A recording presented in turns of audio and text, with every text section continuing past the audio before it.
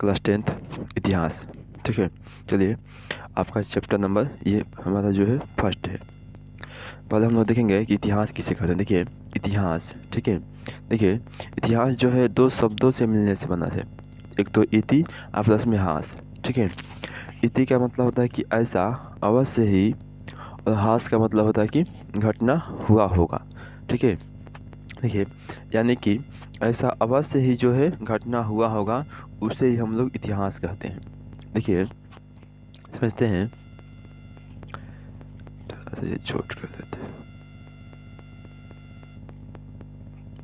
देखिए देखिए अतीत का अध्ययन करना ही इतिहास कहलाता है। ठीक है, अतीत यानी कि बीते हुए समय के बारे में अध्ययन करना ही हमें इतिहास कहते हैं। ठीक है, देखिए इतिहास का जो जनक है उसे हेरोडोटस को कहते हैं। इतिहास का जनक हेरोडोटस, देखिए यहाँ पर है हेरोडोटस। ठीक है, इतिहास का जनक हेरोडोटस को कहा जाता है। ठीक है, जो यूनान के निवासी थे। ये जो थे यूनान के निवासी थे। ठीक है, चलिए देखते हैं डॉक्टर एस कृष्णामन के अनुसार इतिहास का परिभाषा क्या है। देखिए इन्होंने कहा था इतिहास अतीत और वर्तमान के बीच निरंतर चलते रहने वाला विषय है। ठीक है, जो इतिहास है वह एक तो अतीत और जो वर्तमान का समय अभी है, इन दोनों के बीच जो है लगातार चलते रहता है, वही कहलाता है हमारा इतिहास। इनका यही कथन था। ठीक है, डॉक्टर एस कृष्णामन का। चलिए देखिए आपका चैप्टर नंबर फर्स्ट है। पहला चैप्टर में क्या है कि यूरोप में राष्ट्रवाद, ये आपका चैप्टर नंबर फर्स्ट है। चलिए इसका पहला क्वेश्चन देखेंगे हम लोग कि राष्ट्रवाद क्या है आखिर। देखिए एक ऐसी विचार एक ऐसी सामाजिक परिकल्पना जिसमें किसी भी देश का विकास करना ही राष्ट्रवाद कहलाता है। ठीक है, किसी भी देश का विकास करना मतलब जो अपने देश में है वो विकास करना ही राष्ट्रवाद कहलाता है। देखिए अगला है, अगले पॉइंट में कि राष्ट्रवाद का विकास 19वीं शताब्दी में यूरोप में हुआ था। जो राष्ट्रवाद का विकास हुआ था वो सबसे पहले हुआ था 19वीं शताब्दी में हुआ था। और कहाँ पर हुआ था तो यूरोप में हुआ था। ठीक है, देखिए हालांकि जो अपने देश के प्रति सोच और लगाव की भावना का विकास करता है उसे राष्ट्रवाद कहते हैं।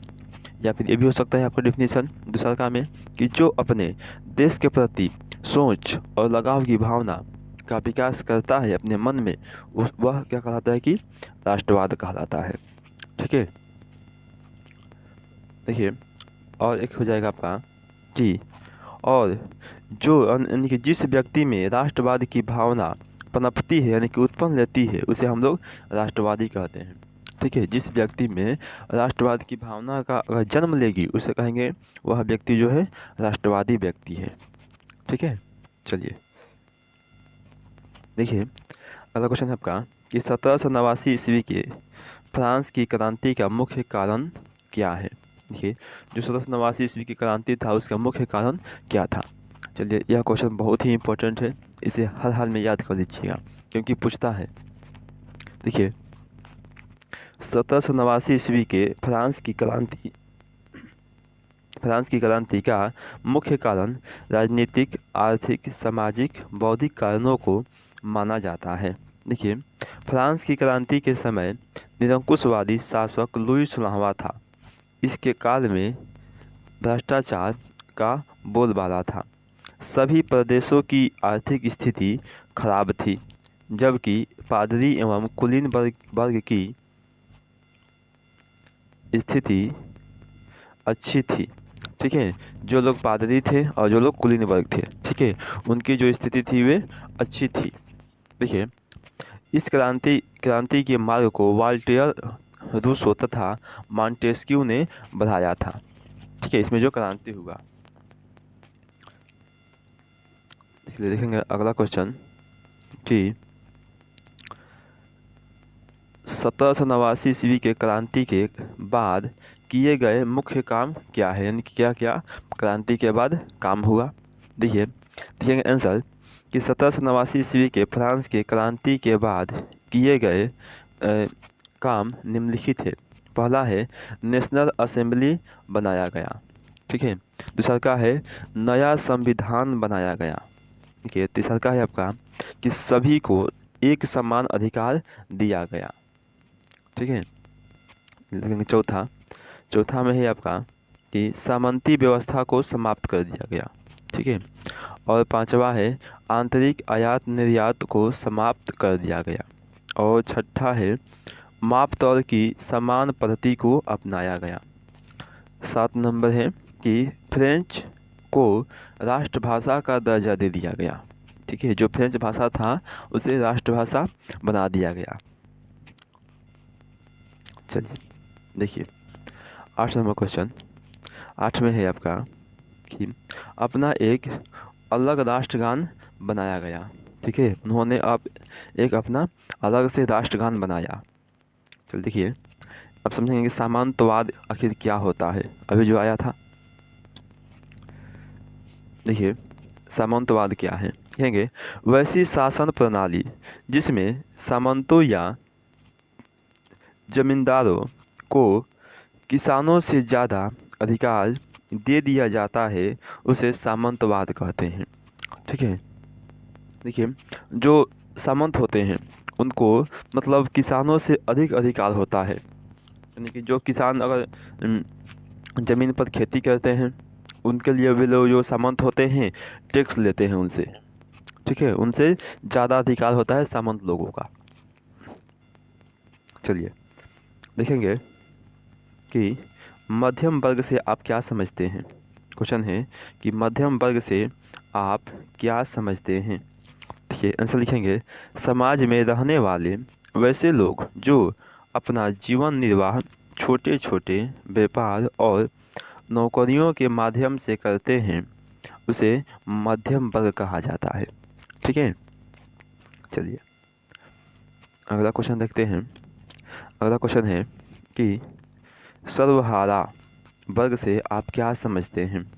देखिए लिखेंगे समाज में रहने वाले वैसे लोग जिसमें गरीब किसान मजदूर शामिल होते हैं उसे सर्वहारा वर्ग कहते हैं।